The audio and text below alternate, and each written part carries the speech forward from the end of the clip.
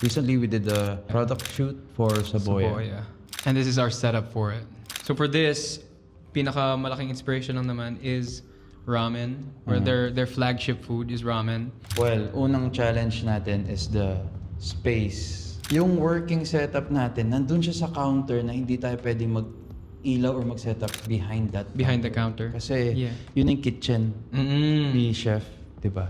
Challenge number 2 is nag-shoot tayo nighttime. So wala rin tayong any ambient light from the sun. That helps naturally with this vibe, right? Yeah. And challenge number 3, I guess, siguro yung we overcomplicated the shoot. Ah, that's true. That's true. Nag-overthink tayo.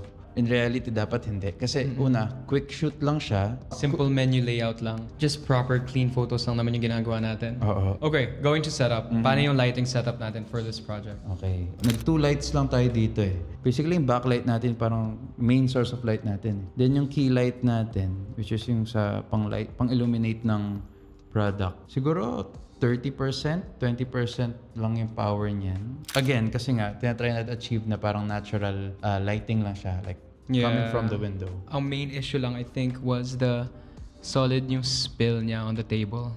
I think yun yung kumain ng oras natin. Removing the glare and trying to solve yung Scratches sa table. scratches sa table. Eto, pak, showing kung ano man yan.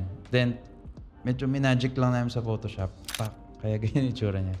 Isang bagay na kailangan nating isipin all throughout the shoot is yung longevity ng products. Kung gaano siya ka-appealing visually for a long period of time. We had to sort of like really dial down, controlled lahat ng ingredients para kahit 5, 10, 15, 20, 30 minutes na yung nakalipas, maganda pa rin siyang tignan, right?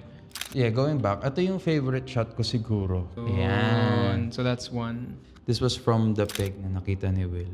So, naalala lang namin na medyo patapos na. Hinabol lang. In all shots that we took, parang ito yung perfect na, ito yung sigurong gusto kong i-showcase na sa Saboya.